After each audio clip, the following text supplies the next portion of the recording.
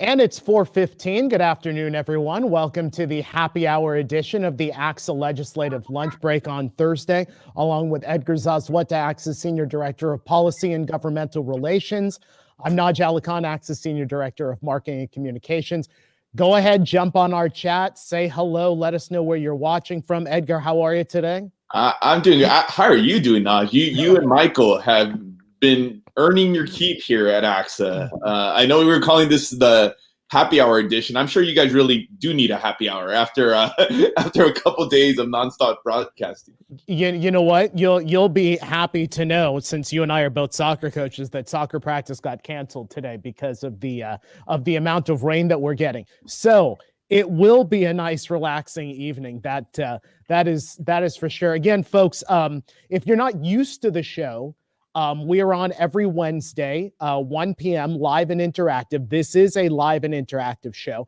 So go ahead, put your comments and your questions in. We do have the State Superintendent of Public Instruction, Tony Thurmond. He's going to be on the show in a couple of moments. We expect to have a lot of questions from you, including at least one question from Daryl Camp, Edgar, who seems to be the most involved person in this entire conference and negotiators last week, the great superintendent from San Lorenzo Unified School District. I expect that we're going to see Daryl put something there in the chat. No pressure at all, right? No pressure. He's going to have to come through now. Yeah, exactly right. All right, so Edgar, let's tackle a couple of things before we bring Tony Thurmond on. Let's first talk about the governor speaking to our members today at 11:30. Our executive director, Wes Smith, was working with him on that fireside chat. Edgar, anything that you took away from that conversation? Yeah, I think there was a number of takeaways. One is just the willingness of the governor coming in and kind of telling his story. He knew all of our folks weren't super happy about the proposal. That's been pretty made clear, right, through different means. So they knew they were walking into, but the governor coming in, I think, really making the focus about students. And I think that in itself was important, and talking about the challenges, saying, look, we get it. You're not there on everything else. We get this as a process. So I heard, hopefully we didn't hear this wrong, a willingness that this is, like we've been saying, just a proposal, and there's a legislative process, and some of that's going to move.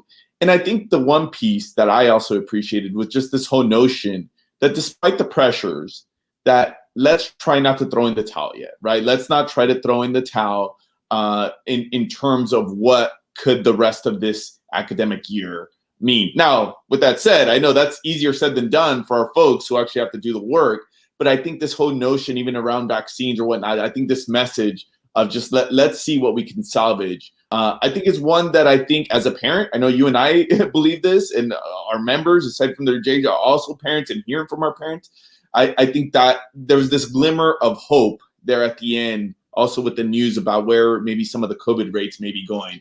I think that was positive. Well, and that takes us to one of the other pieces we were going to get to. I want to say hello to Ruth and want to say hello to Sarah, who've jumped in on the chat. Go ahead, folks, jump in as you can. Edgar, let's talk about this story. This was published yesterday in the Los Angeles Times, where the county public health director was quoted as saying elementary schools could reopen there in a matter of 2 to 3 weeks if the infection rates continue to drop. Now, obviously, the infection rates could completely switch on us, but a reminder that the 7-day average rate to reopen for those primary grades, 25 or fewer per 100,000 residents. This week in LA County, that number 48 cases per 100,000. But as we shift that story, as we talk about vaccinations, as we talk about cases, Edgar, this was an important story. Of course, there are a lot of layers that go into this story, but to actually hear some positivity about cases from the county health director certainly brings a new element to the conversation. Yeah, I mean, just the fact that we're hearing that from LA County, I think is big news, right? I mean, just weeks ago, it was a very different tone, a very different story. I mean, many of our members are living this. So even just the notion of trying to get under those. And remember, that case rate that they're talking about, 25 per 100,000, is based on the new guidelines. Those are still be schools in purple, but given the new rules, they could have a pathway to open. So I think that the news in the LA Times, coupled with what we heard the governor, I mean, he broke a little bit of news. He said, and I'll quote, "Just wait till you see what the numbers are next week." I think that in itself is showing that they feel confident that things are going in the right direction. Now, the big question will be, how quickly do things change? How quickly do case rates drop? And again, as it applies to schools, will it be able to be in time for our folks in many of our communities that are still in the thick of it, for them to kind of get everything in place? I think as going back to the LA Times story, the one piece that our folks are living all too well, you still need to get the sign off of your stakeholders, your labor partners. Obviously, there's this conversation about vaccines. So it's a lot easier said than done. But again, good news on the COVID front. Hey, and I do want to bring in this one last story before we go to our guest today. The California Teachers Association published a letter today. It was a 4-page letter that they sent to the governor. It might have actually been sent over there while the governor was speaking with us, discussing community safety and workplace safety and vaccinations. Edgar, can you just give us some details on what they had to say? Yeah, that letter, I saw that letter earlier. I mean, it was a lengthy letter. I think CTA is being consistent kind of with their messaging on a number of fronts. A couple of their pillars is pushing the state to do more on the mitigation front. I think some of the pieces that'll be notable for our folks is, one, they're saying that they still don't believe that any schools should be open in purple. So obviously to the issue we were just talking about these elementary schools that can open while under 25 per 100,000, CTA makes it clear that they're not in support of that. And I think it's interesting, given what we heard from the governor this morning, they're still contending that vaccines that should be a stipulation, that should be a metric in terms of reopening. Obviously, the governor, I think, was pretty emphatic, saying that if we say that, if that's going to be the standard, then in many communities, we might as well just throw in the towel right now. And we should be having that conversation with our parents, because in many communities, as much as we may try, we're just not going to get there to be able to vaccinate all educators in that time period. Yeah, it certainly was a clear message from the governor. So we've reached that point. Hey, folks, we don't bring a bunch of nobodies onto this show. We've said that before, and we've really stepped it up today. We had the governor. Now we have one of the great personalities of this show, the State Superintendent of Public Instruction, Tony Thurmond, is with us. Tony, thanks so much for being with us. I do have to tell you, I went back through all of our shows that we have had. You are now tied for the most appearances on our show, which means when either Edgar or I decide we need to take a week off, you're in the anchor chair for this show. I just wanted to make sure you're aware of that. Well, it's very kind of you to bring me back on. I think the last time we saw you, I literally had to prop my laptop on the wheel hub of my car because I was on the road. It's great to be sitting in, but being with you in the studio. And I hope that you and all your members are safe and well. You know, we talked about how you did have to balance your computer. We said that takes an appearance on our show to a whole new level. Let me ask you about the reopening school discussion. There's so much attention on the governor's plan right now and the new CDPH guidelines. What's your perspective right now on this important issue? I mean, first thing, I just want to acknowledge all of your members, administrators, teachers, classified staff, and students and their families for their resilience. These are tough times. Education wasn't meant to be delivered in the way that we find ourselves right now. But what I take away from the governor's proposal is the most important part, no matter what anybody thinks about it, is that it has robust COVID testing in it. I think until we get the vaccines, we need robust COVID testing and contact tracing. To me, that's the pathway for getting schools open and keeping them open, because we've seen lots of schools scramble to close.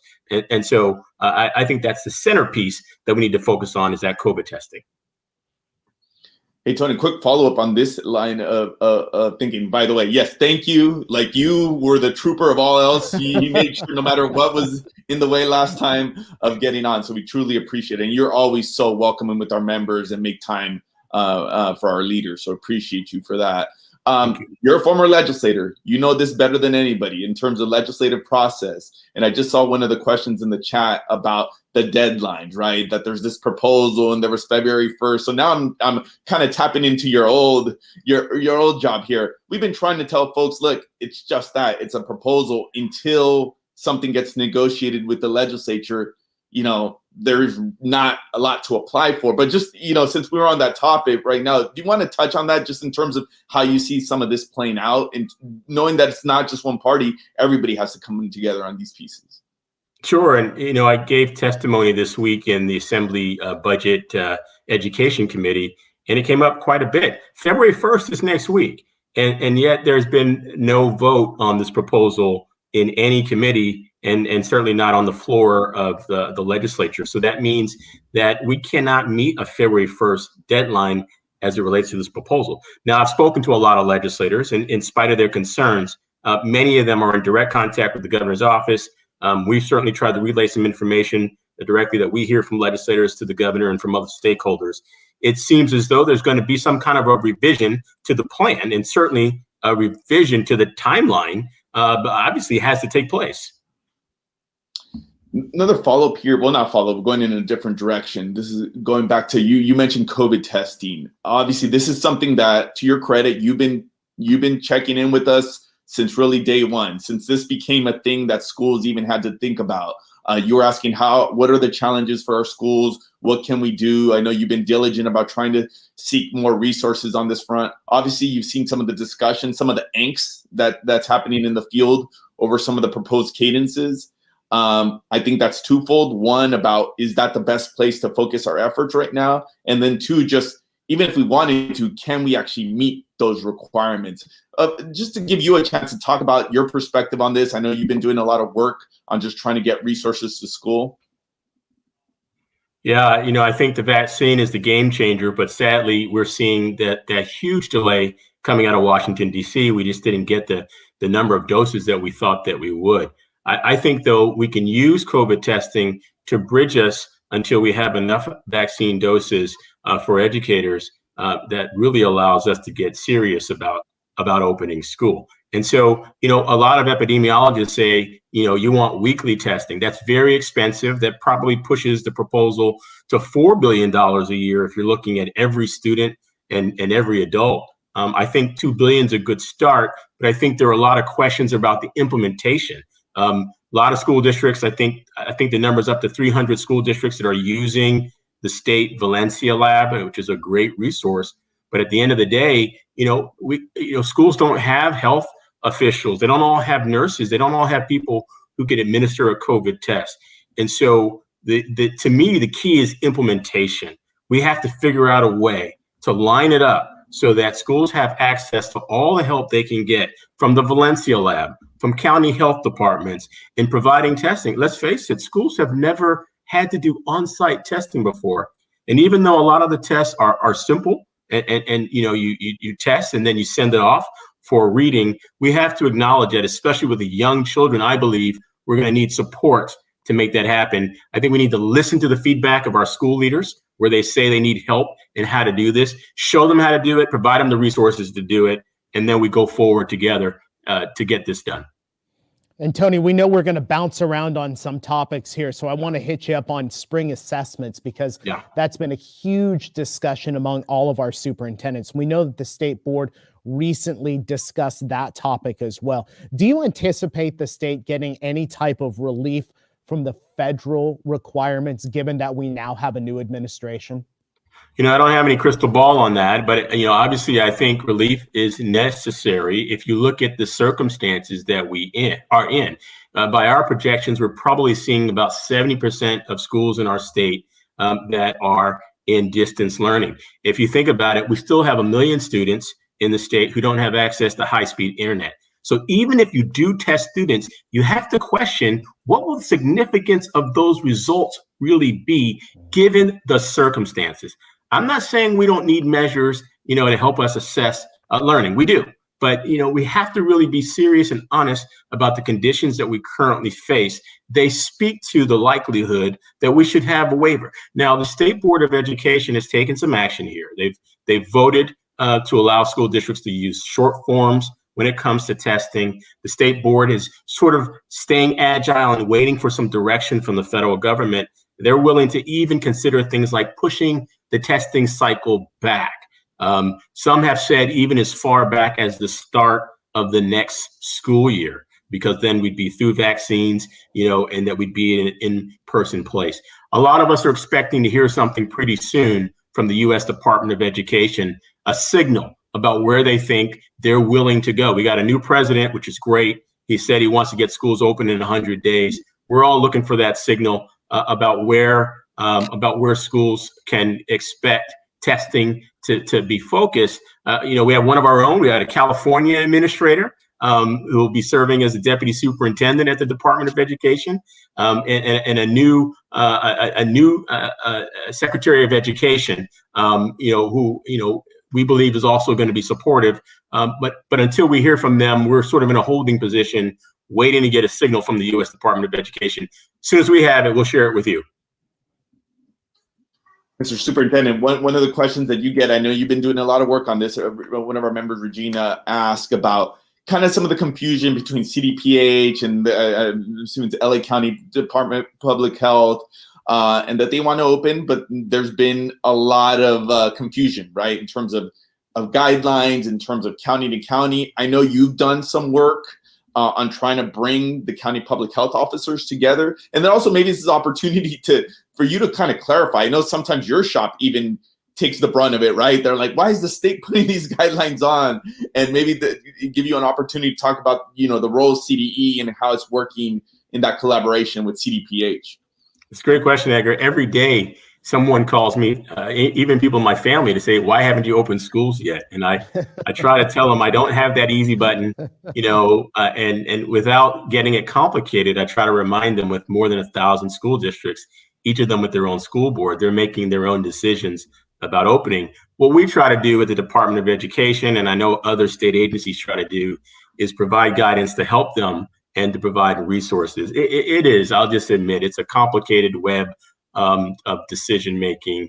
You all were talking about LA County in the run up to this show, and in LA County health officer has created guidelines that are actually stricter than state guidelines, and so it's a lot for schools to interpret. I will acknowledge that. Again, I'm impressed with the resilience of our school leaders and educators and students for what they are, how they're taking this. I do think we have to stand together, though, and listen to those county health officers about conditions to make sure that when we do open, that it's the safest possible way to open.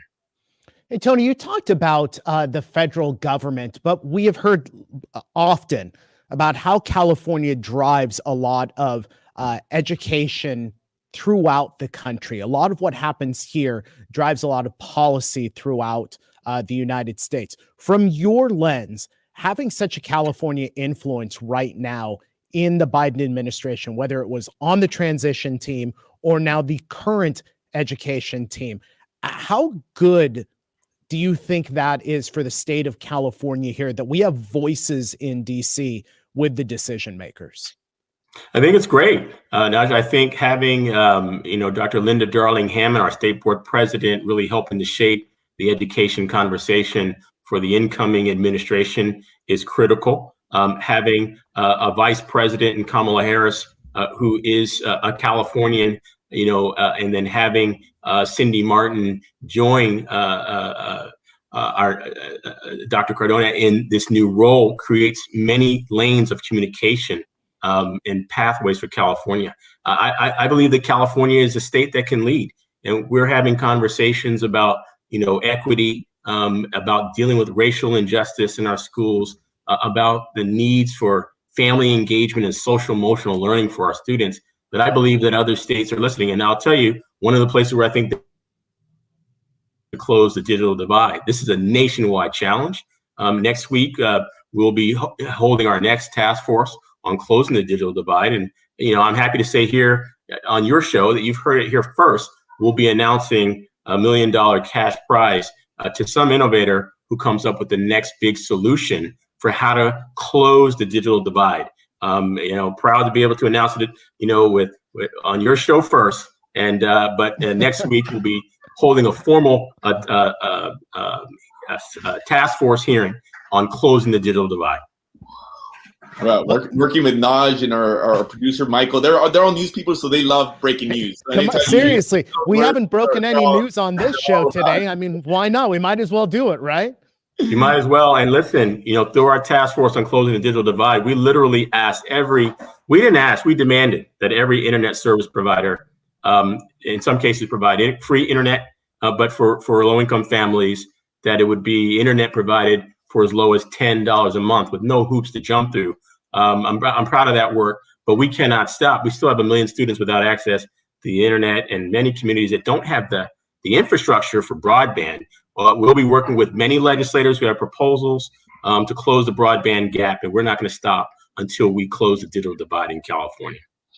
Tony, when you're coming to ACSA, you're talking to superintendents, you're going to get a question about labor management collaboration, right? So here goes. I'm not familiar with that subject. One of our members, Christy, asked, what's the state's response as more districts go to impasse because they're not able to come to agreement, right? I know you've spent a lot of time on trying to bring our sides together. Spend a number of hours there with you in terms of these different task forces, but obviously this is a challenge. And I think this has been one of the concerns that in many communities, despite best efforts and even with mitigation efforts, that there's some communities that are just going to struggle to come to an agreement. And so what do we do in that case, if that is really the difference between kids getting back to in-person instruction or not? I'll just say it this way. I really get uncomfortable when I hear school board leaders just say, well, there's nothing that we can do. And I don't think that is fully the case. I served on a school board. And I think at the end of the day, even though these are tough negotiations, I think people have to stay in them. Now, I've been in touch with a few superintendents across the state who've let me know that things have just broken down. And we've looked for ways to really see how we can get the communication going again. And I'll just tell you that we're doing a lot of behind the scenes conversation with important groups like ACSA and ACSA, and with legislators and with groups like, our teachers unions and classified unions. We're having conversations about how do we get to a solution. That's why I've always believed that the move for COVID testing was one of the key solutions to help get schools open as it relates to some of the concerns that have been raised from labor partners. Now that's shifted a bit as we've gotten closer to the vaccine, but I still think that there are opportunities. And I can tell you that we are prepared to work with all the statewide unions and all the statewide education associations and management groups to keep the conversation going, because we cannot afford our students to be left on the sideline because the adults can't come to an agreement. These are serious issues, and I take it seriously for those who are afraid to return to the classrooms. We're going to do the best that we can to keep everybody safe. And I believe it's our job to make sure there's more COVID testing, more PPE to do that, and enforcement to make sure that people are following the guidelines that are required, social distancing, hand washing, and to make sure that people aren't just winging this. This is the toughest moment of our lifetime. We have to take that seriously. Next month, we're going to be approaching 500,000 Americans, sadly, who've lost their lives to COVID. We've got to take this seriously, but we also have to be thinking about how do we all move together in a forward manner to get schools open for our kids. This is a question that we have received a lot from our smaller school districts, from those in our rural communities, about staff shortages. Schools are challenged about that sub shortage right now, persistent issues related to the pandemic. Is there any relief or support or guidance coming from the state with regard to that particular topic? I can tell you that we've been in conversation with the Commission on Teacher Credentialing. This is a subject that's on everyone's minds. I'll tell you, Naj, it's really a concern for me as it relates to the conversation about summer. And I know that the legislature has major proposals to support summer programs and extended day programs. Many of us are just worried about the fatigue level that educators are already feeling. And with the lack of subs that we see now, will there be a workforce for a robust summer program?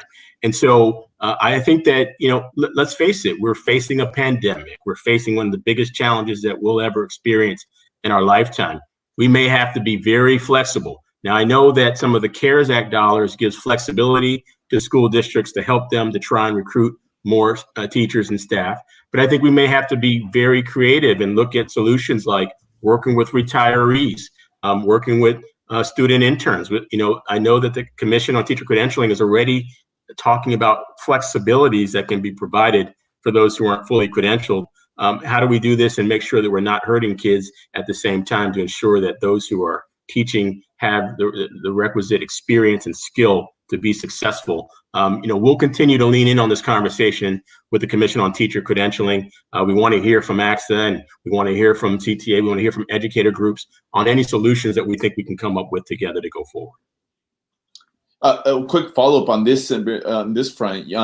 You mentioned, and I think we've been hearing this from our members, that yes, even in the wake of trying to think innovatively about longer year or extended instructional days at this whole fatigue level, both for educators and frankly for administrators, is a problem. Now, with that said, like what we've seen this conversation creep up a little bit more in terms of Linda Darling-Hammond talking about thinking about the instructional calendar a little bit differently. How do you think that it plays out? Again, some of these are legislative statutory decisions. Do you see this conversation about changing the school year getting any traction here this year? At CDE, we talk all the time about how to accelerate learning and how to offset learning gaps. And just last week, we held a webinar for educators and administrators, about 1,000 folks on the Zoom, where we talked about, until we get out of distance learning, how do we strengthen it? Because we know that there are gaps. As you all know, we've literally been working the phones with many districts who've seen thousands of students who just haven't checked in.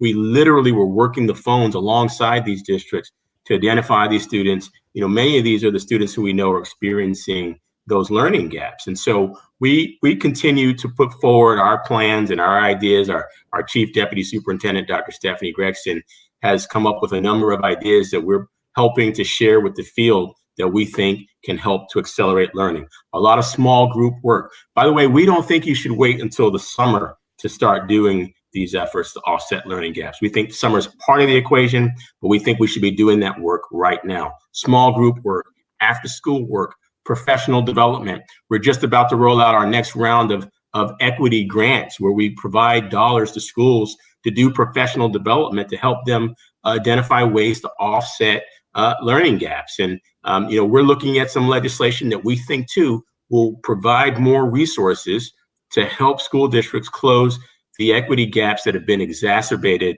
during the pandemic. And so summer's part of the equation. To be frank, though, we'd like to engage in conversation with ACSA and teacher groups and legislators and others about how do you properly prepare for summer. You all know, if you're going to have a summer program that's robust, we need to be planning for that right now. We need to be making staffing decisions about curriculum. We need to be working on that as we speak, and we can't wait until something gets approved at the end of the legislative cycle if we expect that to work.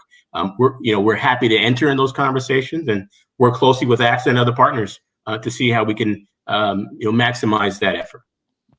Tony, I have a question here from Sue Johnson from Savannah School District. She's asking specifically about LCAP. She says it's been frustrating, especially for small districts, due to the need to write LCAP updates for 1920 without current data, as well as 21-22 LCAP goals without the current data, plus updates on the COVID-19 report. So that is 3 reports without current data. Can you address maybe a little bit of that difficulty with being able to create those reports? I know that we have been able to provide some flexibility on some of the LCAP reporting. And, I know that one of our deputy superintendents, Rachel Maves, is just eager to get on and share some ideas about that. If you want to have her come in at any point, I know that she'd love to provide some highlights about, she helps us in our work with the State Board of Education and can really provide real quick insights on some of the flexibilities that are being provided as it relates to LCAP reporting. Tony, switching tracks for a sec, we had a question from Norma Martinez about making note that one of the things, as was so often we were in the midst of this pandemic, is when things go back to normal, things go back to normal, now we're starting to realize maybe some things aren't going to go back to normal, right? Like this is just how it's going to be. One question our folks have is distance learning, or is distance learning this a part of the portfolio? Is that piece kind of here to stay? So I think the question is, will the state embrace that? Will the state, even after COVID rates go down, do you foresee that being just part of our basic educational offerings? I see, Edgar, that there's a post from one of your great superintendents, Rebecca Andrade, who's sent me lots of ideas about how we close the digital divide. Thank her for her work in my old hometown in Monterey County, where I was born at Fort Ord. Edgar, if I had to guess, I would say that we're going to continue to see distance learning in our future, even when our schools are able to open. We know that there are significant numbers of parents who have been polled who still say that they're not comfortable with the idea of sending their students to school. I've seen data that says many of these are the children of parents of color and from low-income backgrounds who are just really frightened about what the consequences could mean for them because of the disproportionate impacts of COVID. But even beyond that, I think there are many who are concerned. And I think this is going to force us to take a hard look at everything that we do in education.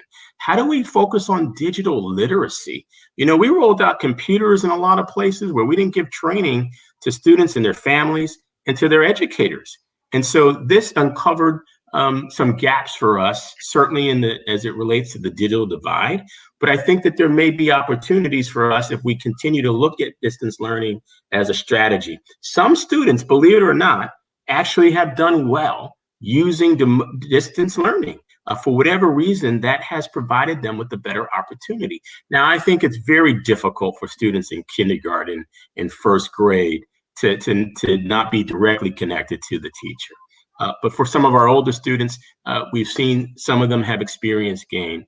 I think that even when we get schools open in person, we're going to see some form of distance learning, but there's going to need to be a push to say, how do we maximize it? How do we make it the most effective so that the teacher connecting at the end of the computer to the student, that we maximize that connection as best as possible? I think there are going to be all kinds of questions about how we measure learning. And I got to hear a little bit of your last segment where you were even talking about, standardized higher education and testing.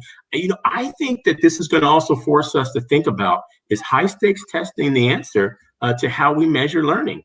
Teachers are doing a lot of assessments at the classroom level.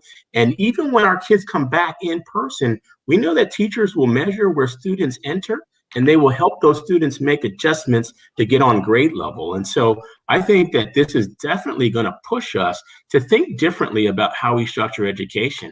We cannot do things the way they were done before, and we have to find ways to address learning needs and social emotional needs of our students, the whole child, so that they can be successful, and so that we're preparing them to be, the workforce of tomorrow and citizens of today.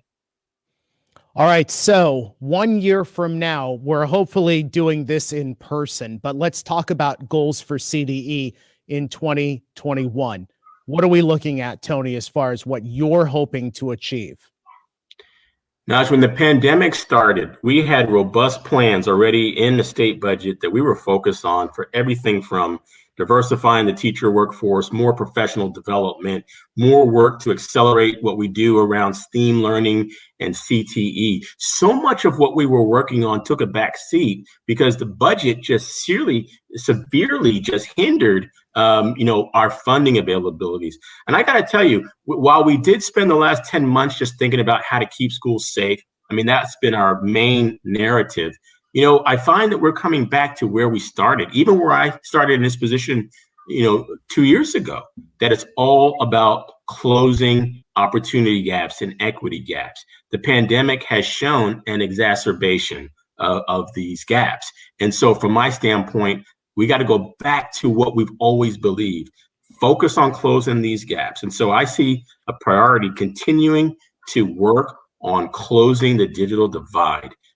Making sure we have the infrastructure for broadband, making sure 1 million students have access to high-speed internet. Because let's face it, even in-person instruction needs dictate that our students have access to high-speed internet. to address homework needs and to make sure they're prepared for the jobs of the future. So I see us accelerating our efforts to close the digital divide. I see us accelerating efforts to recruit and diversify the teacher workforce, to fill the vacancies that we were already struggling with in our teacher workforce. We were already dealing with those challenges. A lot of professional development focus on how we close learning gaps. I'd like to see us put a deep emphasis on making sure that our students get more access to CTE, to the ability to learn a second language, and of course, more work around computer science. We have got to prepare our students for the jobs of tomorrow. If you look at the negative impacts on our economy as a nation, we want to make sure our students are preparing for good paying jobs where they can take care of themselves, their families, and provide the millions of roles that we're going to need in jobs in computer science and tech and nursing. Think about all the frontline healthcare workers. This is an inflection point that we have to shift as we prepare our students for key positions. This pandemic has shown us the future, and we have to make sure that we accelerate our efforts to get our students ready for those jobs of the future. Well, Tony, as one of our favorite guests on this show, we wanted to put you on the spot today. Get your Super Bowl prediction, Tampa Bay Buccaneers, Kansas City Chiefs, so that way we can hold you to it the next time you come on the show. You're going to get me in trouble. We got some great citizens in Northern California where I live, like Rose, who's already let me know I better be rooting for her Tom Brady. I tell you, you look at Tom Brady and 6 Super Bowls, what he's done with Tampa Bay, it's hard not to see this as a Tampa Bay victory. But I'm a huge fan of Patrick Mahomes, his playmaker ability, his intelligence. And you know what? He doesn't make the mistake in the critical moment. That's very Tom Brady-like. So here's my prediction. Down to the wire. This is going to go all the way down to the wire. High-scoring game. But if there's any time on the clock still, and Tom Brady has the ball in his hands, I think the edge goes to Tampa Bay, but I'll be rooting for Kansas City. Okay, now wait a minute. I have to say, as a Raiders fan, this is all bad. Tom Brady, the Chiefs, there's nothing good here. So. There's no good choices, right? I'm a Raiders fan and Niners fan, and I love the LA teams now, the Rams and Chargers. But what can you do, right? No matter how you look, you got people on the other side. And so when I do the math, I look at people like Patrick Mahomes, who I'm a fan of, Andy Reid, who was the longtime coach of the Philadelphia Eagles, where I grew up. And so as I do the math, I'm pulling for the Chiefs, even though they're our rival to the Raiders. But I think that the edge still goes to Tampa Bay. Brady and Gronk and some of those playmakers, they've shown that they know how to play fast and loose. And like I said, if there's any time on the clock, the only way you win this thing is that you make sure that there's no time on the clock for Brady to bring a comeback. And so I think the edge goes to Tampa Bay, but I'll be pulling for Kansas City. How about you all? What's your prediction? Well, now wait a minute. I want to make sure I have clarification on this because we're going to hold you to this. No political answers here, Tony. Don't give us the nice answer here. You're pulling for Kansas City, but you expect Tampa Bay to win. The Tom Brady factor has burned me every single time. And so I think the edge goes to Tampa Bay. But, I like to root for the underdog. I'd rather see it be Kansas City. All right. So there you go, folks. We have the pick right there. We are going to hold Tony to this the next time he comes on the show, and he'll be co-hosting with one of us at some point. Tony's pick, the Tampa Bay Buccaneers. We won't ask for a score because that would just get a little too technical, but there you go. Tony Thurmond, State Superintendent of Public Instruction. We are so honored to have you back on the show, Tony. Best to you and to all of your staff over at CDE. Thank you both. It's been great to be on. Thank you for continuing to get the word out to your members and to both of you. I hope that you can continue to stay safe and well. Thank you. Thank you. Thanks so much. All right, Edgar, good show today. Lots of topics that we covered today. Certainly a lot of good subject matter today throughout the day. Long day on top of just what our members are doing just every day, right? So I appreciate I saw the discussion, I saw the back and forth all day long on the post and the Q&A. I was saying that you guys needed a drink for everything you've done. You know who really needs their drink? All of our educators and folks really need after what they've been through this year. I mean, just a huge thank you to all of our superintendents for just all of their efforts. It's just, there's so much out there, and we say this every week, but as a parent and just to have the privilege here to work for ACSA, it is such an honor to get to represent you folks, given all the work that you're doing for our kids right now. Yeah, it's been tremendous, and I want to make sure that everybody knows, all of our viewers, Edgar and I do this show live Wednesdays at 1 p.m. on ACSA Facebook and ACSA YouTube, the ACSA Legislative Lunch Break. We invite you to join us on that show. Again, live and interactive. So your questions, your comments, always welcome. Edgar's already promised a big guest when we come back in 2 weeks. He's not telling us who it is, but he's made that promise to us. So Edgar, we put you on the spot now. Yeah, I guess the pressure's on. I better start working on it. All right, Edgar, good seeing you, man. As always, Naj, it was fun. And let's go ahead and bring back Michael Kelly, our co-host here for the ACSA 2021 Super. I had a feeling that was going to happen. It was almost the perfect timing that we would lose Naj in that capacity. We'll bring you back on. Yeah, we Naj, your feed went again, and we knew this going in. We knew that we were going to have a couple times at which point we lost you. Yeah. And so those things happen sometimes. What a day.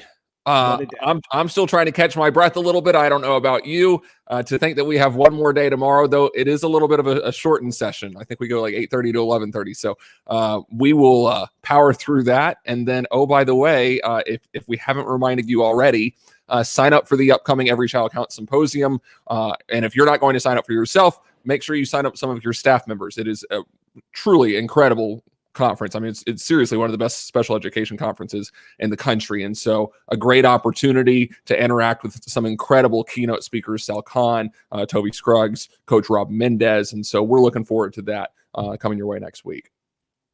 Yeah, I actually had the opportunity, Michael, to go through the agenda today.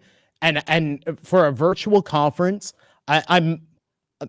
I'm so impressed by the type of content that is going to be on there. So again, if you've enjoyed this virtual conference, don't worry, we got another half day for you starting early in the morning tomorrow. But sign your staff up for next week's Every Child Counts Symposium.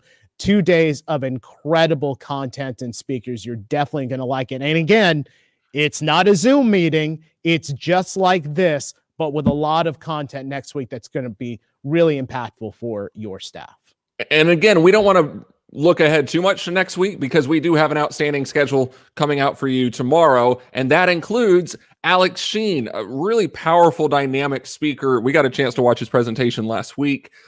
He's going to be phenomenal. And then he's going to allow some time for Q&A, much like the other keynotes have done. And then a panel on post-COVID planning for teaching and learning with some of the members from our superintendent's planning committee. So we're really looking forward to that opportunity. And then Naj and I will come back to wrap things up around 11 o'clock. So again, much to look forward to tomorrow. But in the meantime, Naj, we really want to take an opportunity to recognize our retirees. And so we're going to leave you with a superintendent retiree recognition video as we celebrate outstanding educational leadership in our school communities.